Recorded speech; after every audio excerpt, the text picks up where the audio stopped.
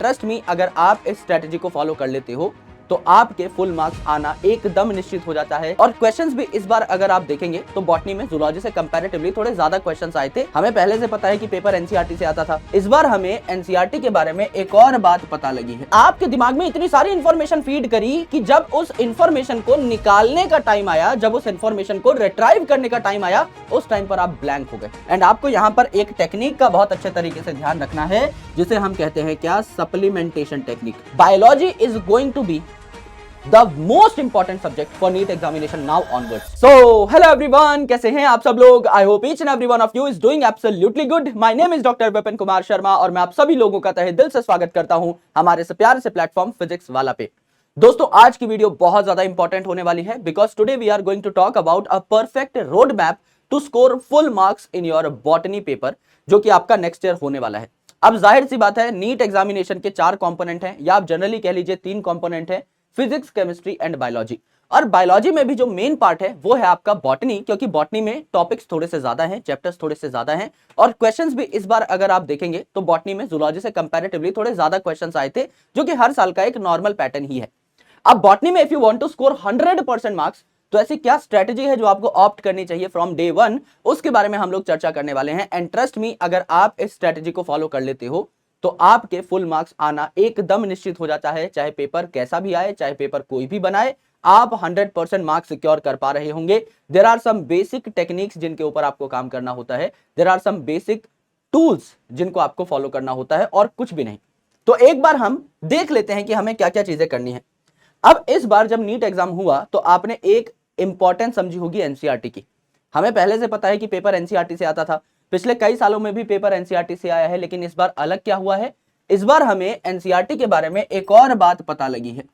वैसे हालांकि हम लोग कवर टू कवर ही पढ़ते थे, लेकिन फिर भी कई जगहों पर कवर टू कवर एनसीईआरटी नहीं पढ़ाई जाती थी। तो एक बात जो हमें देखनी है वो ये है कि एनसीईआरटी कवर टू कवर पढ़नी है। यहां पर आपको 2 एनसीईआरटीज जो है वो बेसिकली फॉलो करनी है। एक एनसीईआरटी आपकी 11th क्लास की, 11th class NCERT biology, and उसके अलावा 12th क्लास एनसीईआरटी बायोलॉजी। यहां पर आपको किसी भी चैप्टर की मेन थ्योरी तो पढ़नी ही है, लेकिन उसके साथ साथ आपको इनिशियल जो साइंटिस्ट का इंट्रोडक्शन दिया होता है वो भी पढ़ना है, यूनिट का इंट्रोडक्शन भी पढ़ना है, एनसीईआरटी की एक्सरसाइजेस भी सॉल्व करनी है, एंड मेरे दोस्त उसके बाद आपको एनसीईआरटी की समरी तक पढ़नी है। जब आप ये सारी चीजें कर लेंगे तब आप कहेंगे कि हमने एनसीईआरटी एकदम कवर टू कवर पढ़ ली है। एंड टू एंड एक एक इंपॉर्टेंट बात आपको पता होनी चाहिए, क्योंकि अब ये बात नहीं रही कि सिर्फ कंसेप्चुअल क्वेश्चन आएंगे, एकदम सुप्रीमली थ्योरेटिकल क्वेश्चन भी एनसीईआरटी से उठ करके आए हैं, और यूनिट्स के इंट्रोडक्शन से, साइंटिस्ट के इंट्रोडक्शन से सवाल उठ करके आए हैं। तो आपको एक एक बात जो है एनसीईआरटी की वो क्लियर होनी चाहिए। तो सबसे पहली बात तो एनसीईआरटी हम लोग पढ़ेंगे, बहुत जोर शोर से पढ़ेंगे, अच्छे तरीके से पढ़ेंगे और मल्टीपल टाइम्स पढ़ेंगे। Now it is very very critical for you to do the revision part. अब स्टूडेंट्स क्या करते हैं, एक बार टीचर ने एनसीईआरटी पढ़ा दी, 2 बार एनसीईआरटी पढ़ा दी, 3 बार एनसीईआरटी पढ़ा दी, अलग अलग तरीके से क्लास में सबसे पहले एनसीईआरटी के नोट्स पढ़ाए गए, हाथ से लिख लिख कर, डायग्राम बना बनाकर आपको पूरी की पूरी एनसीईआरटी एकदम क्रैक कराई गई। देन उसके बाद आपको एनसीईआरटी की रीडिंग कराई गई, एनसीईआरटी के क्वेश्चंस कराए गए, एनसीईआरटी की डीपीपीस दी गई। तो आपको लगता है कि आपको कॉन्फिडेंस आ गया है, तो आप खुद से एनसीईआरटी को अक्सर नहीं पढ़ते। लेकिन जब आप एकदम वर्ड टू वर्ड एकदम अंडरलाइन कर करके एनसीईआरटी को पढ़ रहे होते हैं तो आपको ज्यादा क्लैरिटी आती है। आपको पता लग जाता है कि कौन सी लाइन ऐसी थी जो क्लास में आपसे मिस हो गई थी। टीचर ने तो बताई, लेकिन आपने ठीक तरीके से सुनी नहीं, उस टाइम पर आपका क्लास में ध्यान नहीं था, कोई पॉइंट अगर मिस आउट हुआ होगा तो वो आपका अच्छे तरीके से क्रैक हो जाएगा जब आप एनसीईआरटी को एक बार खुद से पढ़ते हैं। तो ये जो रिवीजन है ये बहुत इंपॉर्टेंट है, और एनसीईआरटी एक ऐसी किताब है जिसको आप जितनी बार पढ़ेंगे उतनी बार आपको नए नए पॉइंट्स मिलते रहेंगे। ये एक फैक्ट है मेरे दोस्त। आप हमेशा देखेगा, आपने समझ लीजिए 10 बार एनसीईआरटी पढ़ ली, आप 11वीं बार भी एनसीईआरटी पढ़ेंगे, आपको कुछ नया सीखने को मिलेगा। कोई ऐसा पॉइंट या समझने का तरीका पहले मिस हो रखा होगा जो अब आप अच्छे तरीके से क्या कर पा रहे होंगे, समझ पा रहे होंगे। तो एनसीईआरटी का रिवीजन करना है, मान के चलिए पूरी साल में कम से कम 10 बार तो आपको एनसीईआरटी को अपनी आंखों के सामने से निकाल ही लेना है। Then the most important thing which comes up is recall. बच्चे इसको एकदम वैल्यू नहीं करते, लेकिन ये मेरे लिए आज का सबसे इंपॉर्टेंट पॉइंट है। सर रिकॉल क्या होता है? भाई आपने एनसीईआरटी पढ़ी, टीचर ने एनसीईआरटी पढ़ाई, आपकी पूरी की पूरी तैयारी कराई, आपने टेस्ट दिया, आपने सब कुछ किया, एग्जामिनेशन टाइम पर आप रिकॉल ही नहीं कर पा रहे हो। यानी आपके दिमाग में इतनी सारी इंफॉर्मेशन फीड करी कि जब उस इंफॉर्मेशन को निकालने का टाइम आया, जब उस इंफॉर्मेशन को रिट्राइव करने का टाइम आया, उस टाइम पर आप ब्लैंक हो गए। सो अलग अलग टीचर्स हैं, जाहिर सी बात है बहुत सारे टीचर्स हैं, हजारों टीचर्स हैं जो कि आपको पढ़ाने के लिए एकदम तैयार बैठे हुए हैं और आप भी पढ़ने के लिए तैयार बैठे हुए हैं। लेकिन आप उन टीचर्स को चुनिएगा जो कि आपको एनसीईआरटी याद करा दे, बकायदा रटवाने की बात नहीं कर रहा है, चाहे वो कंसेप्चुअल क्लैरिटी हो, चाहे वो याद करने में थोड़ी सी मदद हो। क्योंकि अगर आपने बहुत बेहतरीन तरीके से एनसीईआरटी पढ़ ली है लेकिन आपकी रिकॉल एबिलिटी एकदम पुअर है तो आप क्वेश्चन बना ही नहीं पाएंगे। आपको मैं जरा सा कोई क्वेश्चन ट्विस्ट करके दूंगा and you will fail. So it is important to work on this recall value. तो ट्रिक्स जो है यहां पर बहुत ज्यादा हेल्प करती है। मैं ये नहीं कह रहा कि ट्रिक्स हेल्प करेंगी आपको कंसेप्चुअल क्वेश्चन सॉल्व करने में, कभी कर ही नहीं सकती। जहां कंसेप्ट की आवश्यकता होती है वहां कंसेप्ट लगेगा, लेकिन बायोलॉजी में जहां महज नाम याद करने हैं, जहां सिर्फ नाम याद करने हैं, वहां आप कंसेप्ट कैसे लगाओगे? अब किसी चीज का नाम साल्विया है, किसी चीज का नाम साल्विनिया है, वहां कोई कंसेप्ट नहीं लगता। ये नाम है, you need to recall them, you need to learn them as it is, उसमें कोई अलग से दिमाग लगाने की जरूरत नहीं है। तो वहां पे आपके लिए ट्रिक्स काम करती हैं, ट्रिक्स कारगर साबित होती हैं। तो कहीं ना कहीं ये जो रिकॉल है इसके ऊपर आपको काम करना होगा। यस, तो काफी टीचर है जो इंटरेस्टिंग वे में आपको पढ़ाते हैं और क्लास में ही लगभग सारा का सारा कंटेंट याद करा देते हैं। वो आपके लिए एक एडिशनल वैल्यू प्रोपोजिशन होने वाली है ना, बहुत अच्छी वैल्यू आपको वहां से मिलेगी एंड अल्टीमेटली आपको इस चीज के ऊपर ध्यान देना चाहिए। Then there are a lot of things जो कि आपको क्वेश्चन फॉर्मेट में मिलते हैं, उन सारी चीजों को आपको सॉल्व करना है। आप कहीं से भी पढ़ रहे हो, आपको डेली प्रैक्टिस प्रॉब्लम्स मिलनी चाहिए। डेली प्रैक्टिस प्रॉब्लम्स के बाद आप अगर देखें तो आपके जो भी डाउट्स आ रहे हैं उनको क्वेश्चन के फॉर्मेट में आप अपनी कॉपी में लिख लीजिए और उनका निवारण देखिए आपको नोट्स में मिल रहा है या नहीं, या फिर अपने टीचर से डाउट्स पूछ लीजिए। ये जो डीपीपी और डाउट है ये आपको एडिशनल क्वेश्चन की फॉर्मेट में हेल्प करते हैं। एंड देन आफ्टर दोस्त मेरे सॉल्व कर लीजिए ऑब्जेक्टिव किताब। कोई एक ऑब्जेक्टिव किताब जो है वो आप पकड़ लीजिए। You know there are a lot of objective books in the market, जिससे भी आपकी सिनर्जी बनती है वो ऑब्जेक्टिव किताब आप ले सकते हैं। ऑब्जेक्टिव एनसीईआरटी पंच हमारी खुद की किताब है जो कि एनसीईआरटी बेस्ड है, उसके अलावा और भी एनसीईआरटी बेस्ड किताब है। तो आप किसी को भी उठाइए लेकिन ऑब्जेक्टिव क्वेश्चन सॉल्व करिए। एंड देन आपको करने होंगे पीवाईक्यूज। पीवाईक्यूज कब से कब तक के करें सर? 2013 के बाद के, 2013 और उसके बाद तक के पीवाईक्यूज जो है ये आप सॉल्व कर सकते हैं। और एडिशनल क्वेश्चन भी आपको मैं प्रोवाइड कर दिया करूंगा, आप मेरे साथ टेलीग्राम पर जुड़ जाना, आपको एडिशनल क्वेश्चंस में मिल जाएंगे। In case if you want to practise तो सारे क्वालिटी क्वेश्चंस होंगे और अभी से जब हमारा सिलेबस शुरू होगा तब से ही मैं वो क्वेश्चंस आपको प्रोवाइड करना स्टार्ट कर दूंगा। चाहे आप किसी भी टीचर से पढ़ रहे हो, आप वो क्वेश्चंस अगर लगा लेंगे आपको बहुत बेनिफिट होगा। They will be solved questions. तो यहां पर ये जो अलग अलग क्वेश्चंस हैं, चाहे वो डीपीपी के हों, चाहे आपके खुद के बनाए हुए क्वेश्चंस हों, चाहे आपके ऑब्जेक्टिव किताब के क्वेश्चन हों, चाहे आपके पीवाईक्यू के क्वेश्चन हों, ये आपको हेल्प करेंगे अपने कॉन्सेप्ट्स को और बेहतर तरीके से बूस्ट करने में। एंड आपको यहां पर एक टेक्निक का बहुत अच्छे तरीके से ध्यान रखना है जिसे हम कहते हैं क्या? Supplementation technique. दुनिया की ऐसी कोई किताब नहीं बनी जिसमें सारे के सारे क्वेश्चन आपको पहले से दिए हुए हों। जाहिर सी बात है आप किताब पढ़ेंगे कोई एंड क्वेश्चन सॉल्व कर रहे होंगे, आपको कोई ना कोई नया क्वेश्चन, कोई ना कोई नई बात मिलेगी ही मिलेगी। उस नई बात को आप अपने नोट्स में डाल लीजिए। This is called as supplementation. जैसे मैंने आपको पढ़ाया एक्स वाई जेड, क्वेश्चन में पूछा है एक्स वाई जेड के साथ ए, तो ए वाली बात जो आपको नई पता लगी है वो आप एक्स वाई जेड में ऐड कर लीजिए। इस तरीके से आपके नोट्स और पावरफुल होते जाएंगे। समझ लीजिए आपने कोई चैप्टर पढ़ा और उसके बाद 200-250 क्वेश्चन सॉल्व कर लिए, आपको 10 बातें नई पता लगी, तो वो 10 बातें अब आपके नोट्स में इनकलकेट हो चुकी हैं, ऐड हो चुकी हैं। अब आपके नोट्स और ताकतवर हो चुके हैं बाकी बच्चों के नोट्स के कंपैरिजन में। बाकी बच्चों के पास सिर्फ एक्स है तो आपके पास एक्स प्लस 10 क्वेश्चन हैं। आपके नोट्स ज्यादा ताकतवर है, ज्यादा महत्वपूर्ण है। अगर कोई आउट ऑफ द बॉक्स सवाल आता है आप उसको पहले बना पा रहे होंगे। तो एडिशनल नॉलेज काम आती है और क्वेश्चंस के फॉर्मेट में आप ये एडिशनल नॉलेज गेन कर सकते हैं।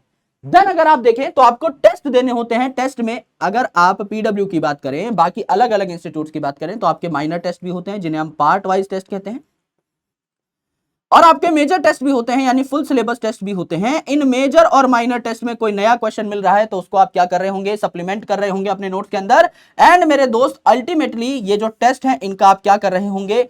एनालिसिस कर रहे होंगे। ये भी बच्चे बहुत इग्नोर करते हैं और एंड में पछताते हैं। ये जो एनालिसिस वाला पार्ट है ये बहुत ही ज्यादा जरूरी है।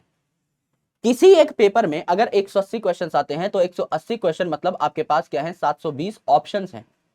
बायोलॉजी में एक एक ऑप्शन आपको एक एक चीज नई सिखा रहा होता है, तो आपको कहीं भी कुछ नया मिले, कोई भी पॉइंट ऐड करने का मौका मिले, उसको ऐड करिए। कोई क्वेश्चन आपके टेस्ट में सही हुआ है तो क्यों हुआ है, कोई क्वेश्चन अगर आपका गलत हुआ है तो क्यों हुआ है, उन सबका प्रॉपर एनालिसिस बनाइए। अगर आप 3 घंटे में एक टेस्ट को अटेम्प्ट करते हैं तो कम से कम 1.5 से 2 घंटा प्रॉपर एनालिसिस में लगाइए। जब आप शुरू के 10 टेस्ट एनालाइज कर लेंगे तो आपको एक्जैक्टली पता लग जाएगा कि आपके पेन पॉइंट्स क्या हैं, आपको पता लग जाएगा कौन से वो इंप्रूवमेंट के एरिनाज है जहां आपको काम करना है, कि क्या आप बबल गलत फिल कर देते हो, क्या आप क्वेश्चन को ठीक से पढ़ते नहीं हो, या आप आंसर मार्क करते टाइम सिली मिस्टेक करते हो, या आपकी क्वेश्चन सॉल्विंग स्ट्रेटजी गलत है, या टीचर ने आपको कम पढ़ा रखा है, या आउट ऑफ एनसीईआरटी क्वेश्चंस आ रहे हैं, या आपने सप्लीमेंटेशन ठीक से नहीं की है, या आप रिकॉल ही नहीं कर पा रहे हो at the time of examination. कौन सी ऐसी मेजर प्रॉब्लम है, कौन सा ऐसा मेजर कॉज है जो आपके स्कोर को बूस्ट होने से रोक रहा है, वो आपको पता लग जाएगा with the help of test analysis. और जैसे जैसे आप उन खामियों के ऊपर काम करते रहेंगे, जैसे जैसे आप उन कमियों के ऊपर काम करते रहेंगे, आपका स्कोर एकदम फुलफिलमेंट की ओर बढ़ रहा होगा। आप अगर आज टेस्ट में 560 नंबर लेके आते हैं, इंप्रूव करते करते आप 600 तक जाएंगे, 650 तक जाएंगे, 700 तक जाएंगे, एंड धीरे धीरे आपका स्कोर बढ़ता चला जाएगा। सिलेबस लिमिटेड है, जाहिर सी बात है, आप जितनी प्रैक्टिस करेंगे, आप जितना अपने आप को पॉलिश करते जाएंगे, उतनी आपकी तैयारी बेहतरीन होती जाएगी, बेहतर होती जाएगी, एंड आपको फुल स्कोर आने का वो जो कॉन्फिडेंस है वो भी अपने अंदर महसूस होने लगेगा। तो प्लीज मेक श्योर कि इनमें से किसी भी पॉइंट को आप नजरअंदाज ना करें। एक बार मैं आपको दोबारा से अच्छे से सारे के सारे पॉइंट समझा देता हूं। सबसे पहली चीज इज एनसीईआरटी। जो आपके टीचर्स हैं वो आपको एनसीईआरटी पढ़ाएं, एनसीईआरटी से ऊपर का कंटेंट भी पढ़ाएं। अब मेरे दोस्त आपके दिमाग में सवाल आ रहा होगा कि सर एनसीईआरटी से ऊपर का कंटेंट पढ़ना चाहिए या नहीं? बिल्कुल पढ़ना चाहिए। कई बार एनसीईआरटी से 10-20%, 30% ऊपर का कंटेंट जब आप पढ़ते हो तो आपको एनसीईआरटी की डेप्थ यानी गहराई समझने में आसानी होती है। तो आप एकदम 100% एनसीईआरटी से स्टिक मत होइएगा। हो भी सकते हैं, उसमें भी कोई बुराई नहीं है। अगर आप एनसीईआरटी 10 बार पढ़ते हो तो भी आपके बराबर नंबर आएंगे, और आप 10-20-30% एक्स्ट्रा कंटेंट पढ़ते हो तो भी बराबर नंबर आएंगे, बशर्ते आपने अपने कंटेंट को ठीक तरीके से पढ़ा हो, आपने अपने कंटेंट के साथ जस्टिस की हो, राइट?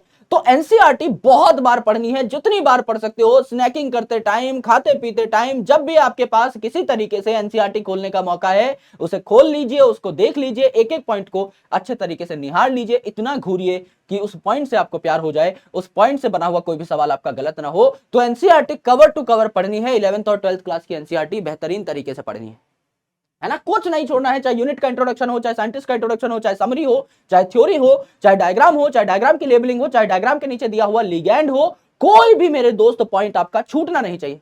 देन मेरे दोस्त इसके बाद आता है आपका रिवीजन। एनसीईआरटी पढ़ तो ली है गुरुजी, 3-4-5 बार देख लेंगे, 10 बार देख लेंगे तो क्या मजा आ जाएगा? बिल्कुल मजा आ जाएगा मेरे दोस्त, क्योंकि आप एनसीईआरटी को जितनी बार पढ़ रहे होंगे, जितनी बार उसके कॉन्सेप्ट्स को रिकैपिचुलेट कर रहे होंगे, उतनी आपकी रिकॉलिंग पावर बढ़ेगी। और यहां पर मैं कह रहा हूं, अगर आपको एग्जांपल्स के लिए या फिर किसी चीज को लिंक करने के लिए ट्रिक्स की जरूरत पड़ती है तो ट्रिक्स का इस्तेमाल कर लीजिए। मैं ये कभी नहीं कहूंगा कि कॉन्सेप्ट्स को ट्रिक्स सब्स्टिट्यूट कर सकती हैं, कभी नहीं कर सकती। Concepts are concepts, but biology में कुछ पार्ट ऐसा है which is highly theoretical. Morphology में क्या कॉन्सेप्ट लगाओगे मेरे भाई? कुछ इलाके ऐसे हैं जहां कॉन्सेप्ट लगता है, लेकिन जो नाम है उनको याद करने के लिए सिर्फ ट्रिक लगती है। या तो सीधा सीधा याद कर लो, या ट्रिक से अपने दिमाग का लोड कम कर लो। तो अल्टीमेटली मैं सेकंड ऑप्शन पे जाना चाहूंगा, मैं दिमाग का लोड कम करूंगा। अगर मेरे दोस्त आप बार बार क्रैब साइकिल भूल जाते हो, उसके कॉन्सेप्ट को मत भूलो, लेकिन अगर आप सबस्ट्रेट्स के नाम भूल जाते हो मेरे दोस्त, तो आपको अगर उसके लिए एक छोटा सा न्यूमोनिक काम आता है तो उस न्यूमोनिक को काम में ले लो। अगर मेरे दोस्त प्लांट किंगडम के एग्जांपल आप बार बार भूल जाते हो, एनिमल किंगडम के एग्जांपल आप बार बार भूल जाते हो, तो मेरे दोस्त आपको क्या करना है? न्यूमोनिक्स का सहारा ले लेना है, उसमें कोई बुरी बात नहीं है, राइट? मुझे 11वीं-12वीं क्लास के एग्जांपल्स आज तक याद हैं, क्योंकि मैं न्यूमोनिक्स का सहारा लेता हूं, और कंसेप्चुअल क्लैरिटी मैंने अपनी पहले से ही बनाकर रखी थी, इसलिए कॉन्सेप्ट भी मैं नहीं भूला हूं। तो दोनों चीजों का एक परफेक्ट ब्लेंड जब आपके पास होगा तो आप बहुत अच्छा परफॉर्म कर पाएंगे। रिकॉल अगर आप पेपर में कर पाएंगे, उससे बेटर कोई चीज होगी नहीं। क्वेश्चन आपको मिलेंगे डीपीपी की फॉर्मेट में, डाउट की फॉर्मेट में, ऑब्जेक्टिव आप एक किताब सॉल्व कर सकते हैं, और 2013 के बाद के आप सवाल सॉल्व कर सकते हैं, मेजर माइनर टेस्ट दे सकते हैं, और जो भी आपको नया सवाल मिले, जो भी आपको नई बात मिले, कहीं से भी कुछ पता लगे, उसे अपने नोट्स में सप्लीमेंट कर डालो और टेस्ट का प्रॉपर एनालिसिस कर दो, जिससे कि आप बढ़िया तरीके से टेस्ट में अपने स्कोर को इंप्रूव कर पाओ। यही चीजें हैं जो आपको हर सब्जेक्ट में करनी होती हैं, बायोलॉजी कोई अलग सब्जेक्ट नहीं है। और एक चीज मैं आपको बता रहा हूं, definitely biology is going to be the most important subject for NEET examination now onwards. Why? क्योंकि पहले भी ऐसा ही होता था। जब 2014-15 में नीट का पेपर होता था तो स्टूडेंट्स की स्ट्रेटेजी पता है क्या होती थी? कि बायोलॉजी में 360 में से 340 नंबर ले आएंगे, केमिस्ट्री में 130 के आसपास नंबर ले आएंगे, और फिजिक्स में 100 नंबर ले आएंगे। ये उनकी स्ट्रेटेजी होती थी, और ओवरऑल उनको लगता था कि हाँ, हम कहीं 560-570 नंबर ले आएंगे तो हमारी सीट कंफर्म हो जाएगी। और ऐसा ही होता था। अब जब से 720 नंबर वाला कल्चर आया है कि हाँ भाई स्टूडेंट्स जो हैं वो 720 नंबर के पीछे ही भाग रहे हैं, तब से थोड़ा सा इस नंबर में शफलिंग हो गई कि पूरे सब्जेक्ट में ही आपको फुल मार्क्स स्कोर करने पड़े। लेकिन अब दोबारा से जो है पेपर करेक्शन हो चुका है, पेपर जो है दोबारा से अपने लेवल पे आ चुका है। तो अब जो है मेरे दोस्त, biology is going to be the decider कि आप मेडिकल कॉलेज में लैंड कर रहे हो या नहीं। इसको आप बिल्कुल लाइटली नहीं ले सकते, क्योंकि फिजिक्स में मार्क्स स्कोर करने में there are a lot of variables, बहुत मेहनत करनी पड़ती है। बायोलॉजी में कम मेहनत में भी आपके नंबर आ सकते हैं, और 360 नंबर लाना अभी भी मैं कह रहा हूं बायोलॉजी में कोई बहुत बड़ी बात नहीं है। आप हटा दो टफ क्वेश्चंस को, 350 नंबर लाना कोई बहुत बड़ी बात नहीं है बायोलॉजी में, अगर आप पूरी साल मेहनत करते हो और लिमिटेड मेहनत करते हो तो भी। तो उसको सिक्योर करना सबसे पहले, और बाकी सब्जेक्ट्स पर भी इक्विवेलेंट ध्यान रखना, क्योंकि बाकी सब्जेक्ट्स ये डिसाइड करेंगे कि आपको कौन सा मेडिकल कॉलेज मिलेगा, लेकिन बायोलॉजी ये डिसाइड करेगा कि आप एमबीबीएस करोगे भी या नहीं। सो बायोलॉजी की इंपॉर्टेंस समझना दोस्त। पहले स्टूडेंट्स इसी राह पे चलते थे कि पहले बायोलॉजी आराम से सिक्योर कर लेते थे, 340-350 नंबर का काम उसमें कर लेते थे, एंड देन केमिस्ट्री फिजिक्स की ओर भागते थे, और तब जाकर के उनको मेडिकल कॉलेज अलॉट होता था, क्योंकि उन्हें पता था कि भाई 150-160 नंबर लाना फिजिक्स में बहुत डिफिकल्ट है, लेकिन 340-350 नंबर लाना बायोलॉजी में उतना डिफिकल्ट नहीं। और डिफिकल्ट नहीं है से ये मतलब नहीं है कि एकदम मेहनत नहीं करोगे, एंड में वन शॉट देख डालोगे या एक रात में एनसीईआरटी रट के चले जाओगे तो नंबर आ जाएंगे। कभी नहीं आएंगे। पेपर का पैटर्न इस बात का गवाह है कि कभी नहीं आएंगे। पूरी साल रेगुलर बेसिस पे काम करना पड़ेगा। हाँ, मैं ये मानता हूं कि केमिस्ट्री फिजिक्स से कम काम करना पड़ेगा, फिर भी फुल मार्क्स स्कोर कर सकते हो, लेकिन काम करना पड़ेगा। तो जो स्ट्रांग है, जो सब्जेक्ट आपने अपने मन से चुना है, उसको पूरा टाइम देना, उसके साथ जस्टिस करना, और फिर केमिस्ट्री फिजिक्स पे जब आप जाओगे ऑटोमेटिकली कॉन्फिडेंस बूस्ट हो जाएगा, क्योंकि आपको पता है कि मेरे 350 नंबर सिक्योर्ड है एक ही सब्जेक्ट में। बाकियों में मैं अगर 250 नंबर भी ले आता हूं मिला करके तो 600 नंबर आ जाएंगे according to a tough paper. अगर पेपर टफ रहता है तो, और इजी रहेगा तो सबके मार्क्स बढ़ेंगे तो आपके भी बढ़ेंगे, ऑटोमेटिकली आप भी 660 670 तक पहुंच जाओगे।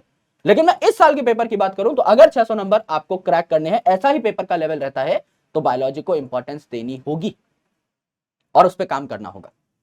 सो ये कुछ बातें थी बॉटनी में फुल मार्क्स लाने के लिए, और किसी भी सब्जेक्ट में फुल मार्क्स लाने के लिए मैंने जनरल स्ट्रेटेजी बताई है। मैंने कोई अलग से आपको यहां पे रॉकेट साइंस नहीं पढ़ाई है। यकीन 2.0 स्टार्ट होने वाला है। यकीन 2.0 में एनसीईआरटी से बाहर का कंटेंट होगा। एनसीईआरटी के साथ मैं छेड़खानी नहीं करूंगा, बिकॉज वो हमारा कोर है। हम लोग जानते हैं कि एनसीईआरटी का एक एक पॉइंट इंपॉर्टेंट है। मैं अलग से कुछ सेशंस आपको दूंगा जहां आउटर एज एनसीईआरटी क्वेश्चंस होंगे, जहां आउटर एज एनसीईआरटी कॉन्सेप्ट्स होंगे, समझाई एक एक चीज जाएगी। चाहे आप किसी भी कोचिंग इंस्टीट्यूट का मॉड्यूल उठा लीजिएगा, चाहे आप किसी भी कोचिंग इंस्टीट्यूट की टेस्ट सीरीज उठा लीजिएगा, एक एक सवाल आपसे बनेगा, एक एक सवाल आपसे सॉल्व होगा। यह आपके भाई का वादा नहीं, दावा है। लेकिन एनसीईआरटी के साथ हम लोग छेड़खानी नहीं करेंगे। कंटेंट का लेवल बहुत अपग्रेड होने वाला है, और एनसीईआरटी ऐसे खोल के रख देंगे ना कि आपको क्लास में सारी बातें याद हो जाएंगी। ये जो रिकॉल वाला पॉइंट है ना, थर्ड पॉइंट, इस पे काम करने का पूरा इरादा है कि आप एक बार लेक्चर देख के उठे, आपको कुछ ना करना पड़े, आपको सिर्फ क्वेश्चन प्रैक्टिस करनी पड़े, और वो भी क्लास में एकदम एम्पल करा दी जाएगी। इतने क्वेश्चन करा दिए जाएंगे आप पागल हो जाओगे। सो बस आ जाना, बने रहना, पूरी साल मेहनत करने का वादा करके जाओ। एक बार नीचे कमेंट सेक्शन में लिख दो कि सर हम पूरी साल मेहनत करेंगे और 0 बैकलॉग के साथ आगे बढ़ते रहेंगे, और अगर बैकलॉग कभी हो भी रहा है due to some circumstances, 1 week के अंदर अंदर उस बैकलॉग की धज्जियां उड़ा के हम लोग वापस आएंगे। अगर ये आप मुझसे वादा कर देते हो तो उसके बाद बाकी सारी चीजें आप हम पे छोड़ सकते हो। मिलते हैं आप लोगों से बैच के अंदर, तब तक अपना ख्याल रखिए। और अगर आप बैच में नहीं आ रहे हैं, कहीं भी आप पढ़ते हो, इस स्ट्रेटजी को अगर आप फॉलो करेंगे आपको बहुत मजा आएगा। Best wishes to all of you for NEET 2026 examination. पूरी साल पढ़ाई करो और पेपर कैसा भी आए फोड़ डालो। Thank you, lots of love, जय हिंद, बहुत बहुत शुक्रिया। मैं मिलता हूं आपसे अगली पढ़ाई वाली वीडियो में। तब तक के लिए अपना ख्याल रखिए और काम करते रहिए। जय हिंद।